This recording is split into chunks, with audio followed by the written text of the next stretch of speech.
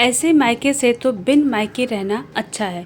तुम गाड़ी निकालो राज, मैं तैयार हूँ, कहते हुए गुंजन खुशी से बाहर की तरफ मुड़ी। राज कार लेकर मेन गेट पर इंतजार करने लगा। गुंजन कार के अंदर आकर बैठ गई। बड़ी खुश लग रही हो गुंजन, राज ने शरारती अंदाज में कहा। मायके में फंक्शन हो तो हर लड़की खुश होती है। राज, तुम्हें पता है मेरी पिंकी दीदी से अभी बात हुई, वह भी निकल गई हैं, गुंजन ने चहकते हुए कहा। राज बोला, गुंजन तुम मायके से वापस कब तक आ जाओगी? तुम तो जानती हो तुम्हारे बिना यहाँ घर की हालत क्या हो जाती है। गुंजन बोली, पतिदेव जिम्मेदारियाँ कभी खत्म नहीं होंगी, कम से कम मुझे 2-3 दिन तो मायके का लुत्फ उठाने दो।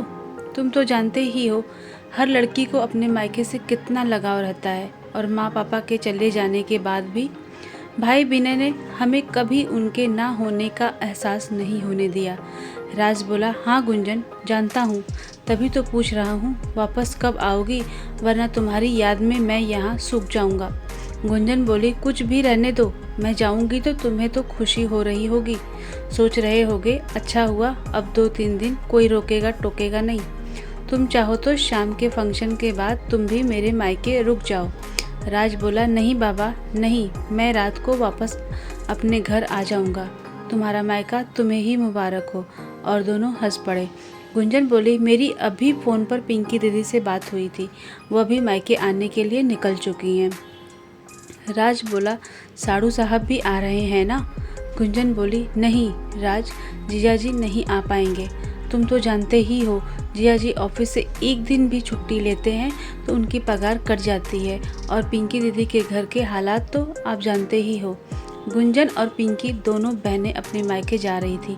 उनके इकलौते भाई विनय और भाभी कविता का 5वां जन्मदिन था, जो बड़ी धूमधाम से मनाया जाने वाला था। कविता भाभी गुंजन और पिंकी को देखकर बड़ी खुश हुई। शाम को फंक्शन था जिसकी तैयारी जोरों शोरों से चल रही थी। विनय ने दोनों बहनों का स्वागत किया और उनको उनके कमरे में सारी व्यवस्था करके दे दी। विनय का घर बहुत बड़ा था, इसलिए फंक्शन घर में ही रखा गया था। मेहमानों के लिए खाना सारा बाहर से ही मंगवाया गया था। विनय बोला, खाना तो पूरा बाहर से आ रहा है, मगर मेहमानों को डिस्पोजल थालियों में खाना नहीं देंगे, उनके लिए बर्तन घर में से ही निकाले जाएंगे, क्योंकि खाना सर्व करते समय वे थालियाँ उड़ जाती हैं, और सही बोलूं तो मुझे कभी डिस्पोजल ग्लास और प्लेट पसंद ही नहीं। कविता बोली, हमारे पास अनगिनत बर्तन हैं, आप चिंता मत करिए, मैं काम वाली बाई मीरा से सारे स्टील और कांच के बर्तन निकलवा लूँगी, और खाना सभी को उसी में सर्व किया जाएगा। कविता बोली, विनय, सभी मेहमानों को रिटर्न गिफ्ट में चांदी के सिक्के देने थे, वे आप ले आए हैं ना? विनय बोला, हाँ, ज्वेलर्स वाले का कारीगर घर आकर दे गया। मनोज भाई बोल रहे थे, इतने सारे सिक्के हैं तो घर ही भिजवा देता हूँ। गुंजन और पिंकी भाई भाभी की शानो शौकत से बहुत खुश थे। दोनों को याद है बचपन के वह दिन जब माता पिता ने अपनी खुशियों को मारकर विनय को पढ़ाया लिखाया था, और आज विनय के पास अपार संपत्ति थी, बस माँ पापा यह देखने के लिए जिंदा नहीं रहे थे।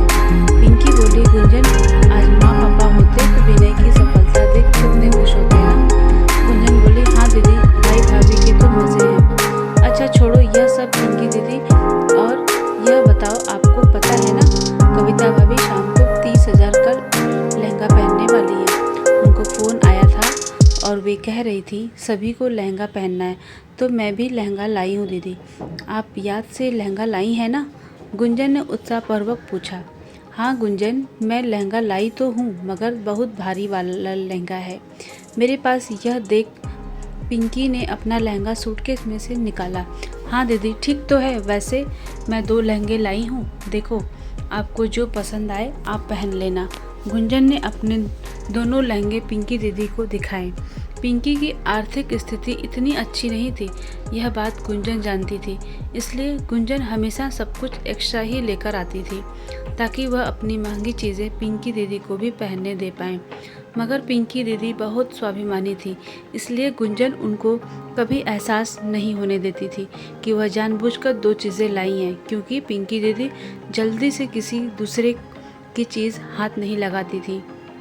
उनका मानना था कि हमारी परिस्थिति जितनी हो हमें वैसे ही कपड़े पहनने चाहिए, किसी और की महंगी चीज़ें पहनकर दिखावा क्यों करना। पिंकी बोली, नहीं गुंजन, जब मैं अपना लहंगा लाई हूँ तो तुम्हारा लहंगा क्यों पहनूं? दीदी यह मेरा प्यार है, आप पहनोगी तो मुझे अच्छा लगेगा, कहकर गुंजन ने जबरन पिंकी को लहंगा पकड़ा दिया। पिंकी को ना चाहते हुए लहंगा लेना पड़ा, मगर शाम को जब उसने गुंजन का लहंगा पहना तो उसे बहुत खुशी हुई और वह गुंजन से बोली, अच्छा हुआ गुंजन, तुमने मुझे यह लहंगा पहना दिया, वरना मेरा लहंगा तो बहुत हल्का था, शायद इस फंक्शन में पहनने लायक भी ना था। शाम को फंक्शन में बहुत रौनक लगी थी। कविता भाभी बहुत सुंदर लग रही थी। उन्होंने सर से पांव तक सोने के आभूषण पहने थे। पहने भी क्यों ना, विनय भैया लाखों में कमाते थे। कविता भाभी पूरे फंक्शन में अपने मायके वालों और अपनी सहेलियों के साथ व्यस्त थी। वैसे भी कविता भाभी को अपनी हाई फाई सोसाइटी के लोगों के साथ रहने की इतनी आदत बन चुकी थी कि उन्हें कोई दूसरा सामने नज़र ही नहीं आता। दोनों बहनें गुंजन और पिंकी ने मिलकर सभी मेहमानों का खूब ध्यान रखा, ताकि किसी को यह महसूस ना हो कि उनके फंक्शन में आए हैं उसे तो बात करने की फुर्सत भी नहीं है। हाँ, विनय सभी को बराबर इज्जत दे रहा था। विनय का स्वभाव था ही कुछ ऐसा, बहुत व्यवहारिक। विनय बिल्कुल अपने पापा रमणीक लाल जी की तरह था। वे भी लोगों को बहुत इज्जत दिया करते थे। सभी मेहमान खाना खाकर घर जा चुके थे। विनय बोला, कैसा रहा दीदी फंक्शन? आप लोगों को किसी चीज़ की कमी तो नहीं लगी ना? गुंजन और पिंकी बोली, भाई फंक्शन बहुत अच्छे से रहा, तुमने सब कुछ बहुत अच्छे से अरेंज किया था। थोड़े बहुत गप्पे मारकर भाई बहन अपने अपने कमरों में जाकर सो गए। कविता भाभी के मायके वाले रात को किसी वजह से बेटी के घर नहीं रुक पा रहे हैं, इसलिए कविता भाभी अपने मायके वालों को छोड़ने उनके गेट तक गई हुई थी। रसोई से आ रही आवाज़ से सुबह गुंजन की नींद उड़ी और वह रसोई में आकर बोली, पिंकी दीदी, यह क्या आप सुबह सवेरे जल्दी उठकर रात के बर्तन मांज रही हैं और कविता भाभी अब तक उठी भी नहीं है। गुंजन कल रात फंक्शन ख़त्म होने के बाद कविता भाभी बता रही थी कि आज उनकी काम वाली बाई नहीं आने वाली है। मेरी नींद सवेरे जल्दी उड़ गई तो मैंने देखा सिंक में बहुत बर्तन जमा हो चुके हैं, इसलिए बर्तन घिसने बैठ गई। गुंजन बोली, दीदी कविता भाभी की पहचान में तो ढेरों काम वाली बाई हैं, एक फ़ोन घुमाएंगी तो 10 आ जाएंगी। वैसे भी कविता भाभी कहती हैं कि कभी भी उनकी काम वाली बाई छुट्टी लेती हैं तो वह किसी और बाई को बुलवाकर घर के सारे काम करवा लेती हैं, और कल रात तो इनके घर इतना बड़ा फंक्शन था तो आज काम बहुत ज़्यादा है, वे आज किसी न किसी बाई को बुलवाकर यह सारा काम करवा ही देंगी। फिर आप क्यों इतने सारे बर्तन अकेले करने बैठ गई हो? एक बार भाभी को उठ जाने दो, फिर वे क्या बोलती हैं यह तो सुन लो। अगर वे कहेंगी कि हमें हाथ से ही सारा काम करना पड़ेगा तो हम तीनों मिलकर सारा काम कर लेंगे। आप आओ बाहर बैठते हैं, मैं चाय बना देती हूँ, पहले चाय पी लेते हैं। पिंकी बोली, गुंजन तुम एक तरफ चाय चढ़ाओ और मैं थोड़े बर्तन कर लेती हूँ, फिर साथ बैठकर चाय पियेंगे। वैसे भी देखो ना, सुबह के 10 बजने वाले हैं और भाभी कब उठेंगी क्या पता।